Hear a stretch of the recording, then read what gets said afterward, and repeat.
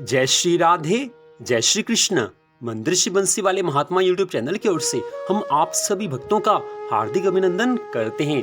आज हम आपको सुनाने जा रहे हैं चैत्र मास के कृष्ण पक्ष की पाप मोचनी एकादशी की व्रत कथा, उसकी विधि और उसका महात्म्य और साथ में उसका शुभ मुहूर्त। इस वर्ष चैत्र मास के कृष्ण पक्ष की पाप मोचनी एकादशी का व्रत 7 अप्रैल दिन बुधवार को रखा जाएगा। चैत्र मास के कृष्ण पक्ष की पाप मोचनी एकादशी इस वर्ष 7 अप्रैल दिन बुधवार को है। एकादशी तिथि 7 अप्रैल दिन बुधवार को मध्य रात्रि 2:09 से आरंभ हो जाएगी, अर्थात मंगलवार और बुधवार की रात्रि को एकादशी का व्रत आरंभ हो रहा है और एकादशी तिथि 8 अप्रैल दिन बृहस्पतिवार को रात्रि 2:28 तक रहेगी, अर्थात 7 अप्रैल और 8 अप्रैल की रात्रि को 2:28 तक एकादशी की तिथि रहेगी। तो हमने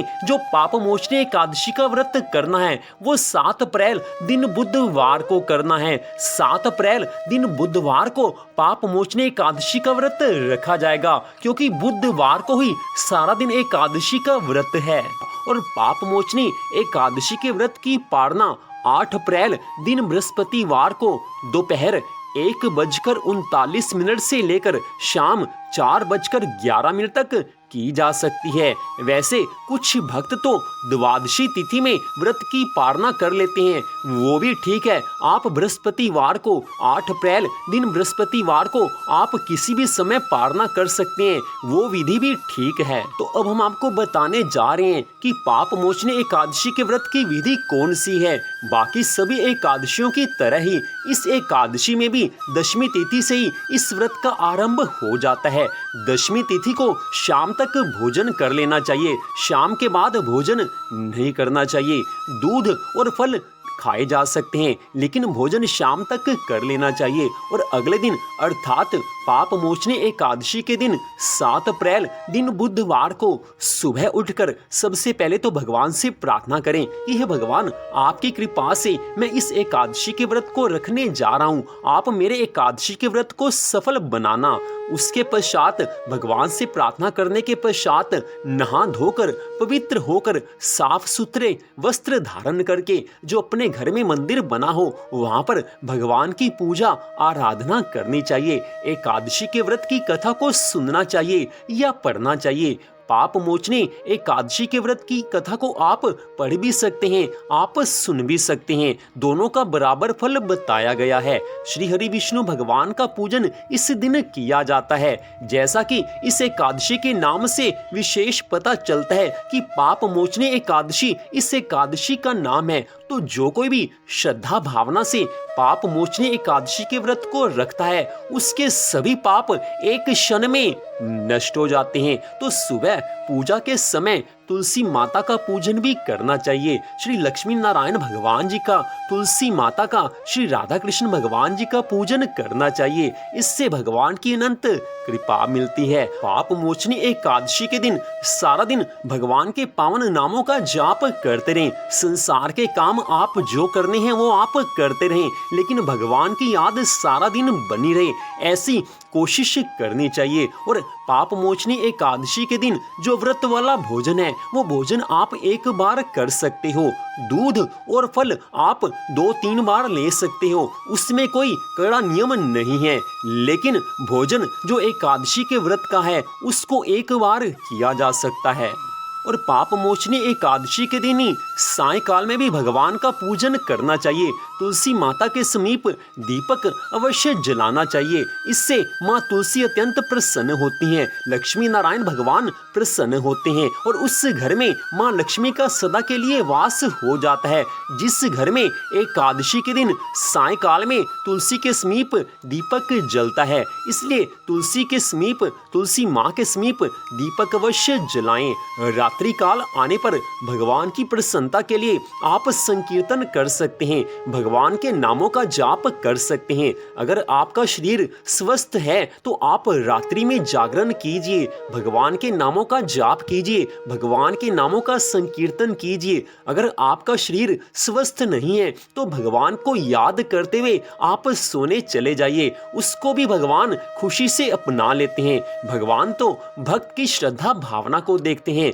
और पाप मोचनी एकादशी के महत्व के बारे में हम आपको बताने जा रहे हैं। जो कोई भी भक्त पाप मोचनी एकादशी का व्रत रखते हैं उनके सभी पापों का एक क्षण में नाश हो जाता है और उनको सहस्त्र गोदान का फल मिलता है। बड़े बड़े पाप अगर मनुष्य ने किए हो वो पाप भी पाप मोचनी एकादशी के व्रत से एक क्षण में नष्ट हो जाते हैं। घर में सुख संपत्ति का वास होता है, माँ लक्ष्मी का सदा के लिए घर में वास हो जाता है। अगर घर में एक सदस्य भी पाप मोचनी एकादशी का व्रत रखे तो उस घर पर माँ लक्ष्मी की, नारायण भगवान की अनंत कृपा होती है।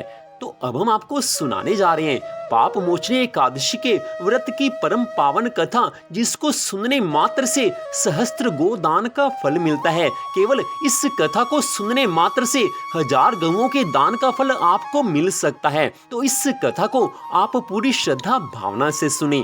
बोल श्री राधा कृष्ण भगवान की जय, बोल पाप मोचनी एकादशी व्रत की जय। युधिष्ठिर जी महाराज भगवान श्री कृष्ण से कहने लगे हैं, हे प्रभु, आप मुझे चैत्र मास के कृष्ण पक्ष की एकादशी की कथा सुनाइए। उस एकादशी का क्या नाम है, कैसे उस व्रत को रखा जाता है, उस एकादशी का क्या महत्व है, वो सारी कथा मुझे बताने की कृपा करें। भगवान श्री कृष्ण कहने लगे हैं कि हे राजन, सुनो, इस विषय में एक पापों के नाश करने वाला उपाख्यान तुम्हें सुनाऊंगा।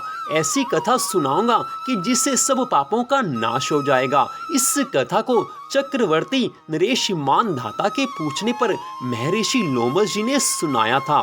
हे राजन, एक समय की बात है, मानधाता महर्षि लोमश जी से कहने लगे हैं कि हे भगवान, मैं लोगों के हित की इच्छा से ये सुनना चाहता हूँ कि चैत्र मास के कृष्ण पक्ष में किस नाम की एकादशी होती है, उसकी कौन सी विधि है तथा उससे किस फल की प्राप्ति होती है। कृपा करके ये सब बातें बताइए।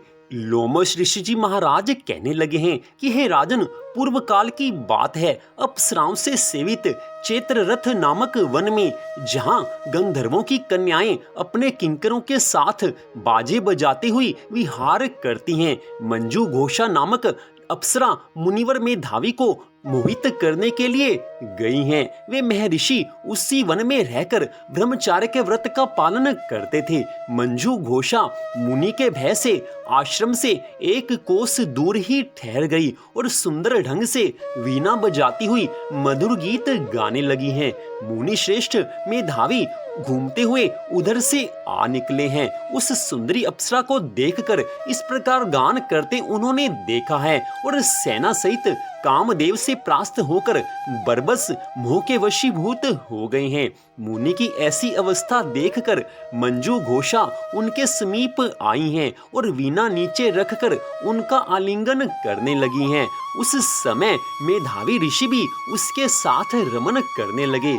कामवश रमन करते हुए उन्हें रात और दिन का भी भान नहीं रहा, धर्म की याद नहीं रही। इस प्रकार मुनि जनोचित सदाचार का लोप करके अप्सरा के साथ रमन करते हुए उन्हें बहुत दिन व्यतीत हो गए।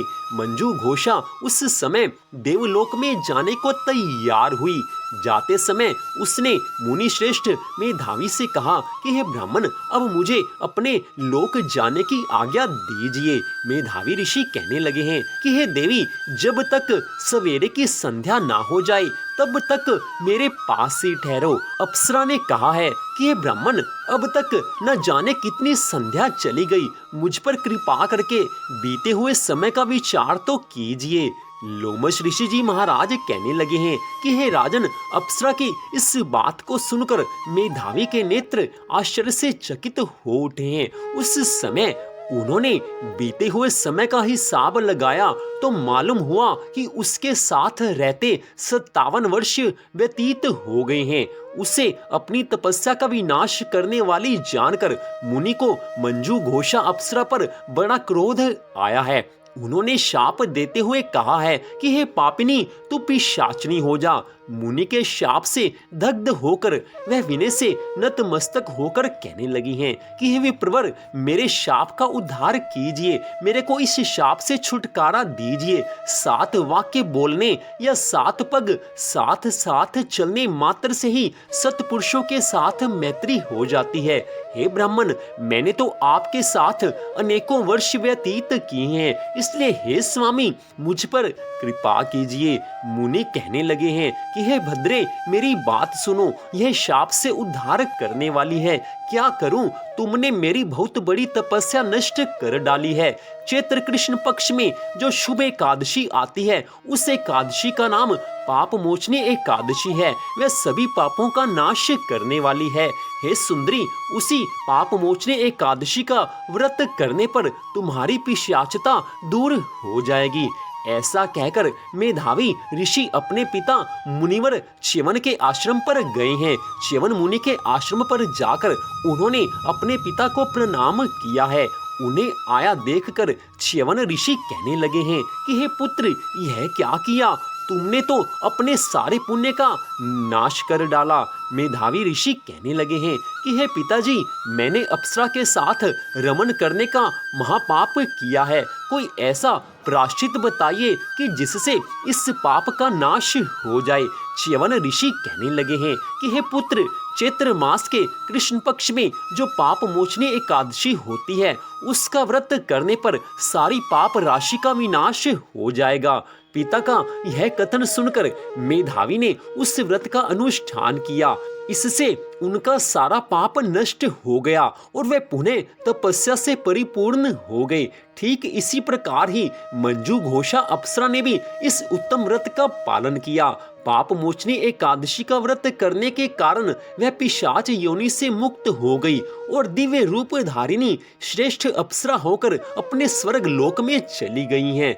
इतनी कथा सुनाकर लोमश ऋषि जी महाराज राजा मानधाता से कहने लगे हैं कि हे राजन, जो श्रेष्ठ मनुष्य पाप मोचनी एकादशी का व्रत करते हैं, उनके सभी पापों का एक क्षण में नाश हो जाता है। इस कथा को पढ़ने और सुनने मात्र से 1000 गौओं के दान का पुण्य फल मिल जाता है। ब्रह्म हत्या, स्वर्ण की चोरी, सूरापान और गुरु पत्नी गमन करने वाला महापातकी भी इस व्रत के करने से पाप मुक्त हो जाते हैं। यह व्रत बहुत पुण्य देने वाला है। इधर भगवान श्री कृष्ण जी महाराज युधिष्ठिर को ये सारी कथा सुनाकर कहने लगे हैं कि हे राजन, पाप मोचनी एकादशी का व्रत अवश्य करना चाहिए। इस पाप मोचनी एकादशी के व्रत से सभी पापों का नाश हो जाता है। तो इस प्रकार मंदिर श्री बंसी वाले महात्मा यूट्यूब चैनल की ओर से पाप मोचनी एकादशी के व्रत की कथा को आपने सुना। इस कथा को सुनने के लिए आप सबका हार्दिक धन्यवाद। भगवान श्री राधा कृष्ण जी की अनंत कृपा सदा आप सब पर बनी रहे, इसी मंगल कामना के साथ जय श्री राधा रानी सरकार की, जय श्री कृष्ण भगवान की, जय श्री पाप मोचनी एकादशी व्रत की। जय जय श्री राधे, जय जय श्री राधे, जय जय श्री राधे श्याम।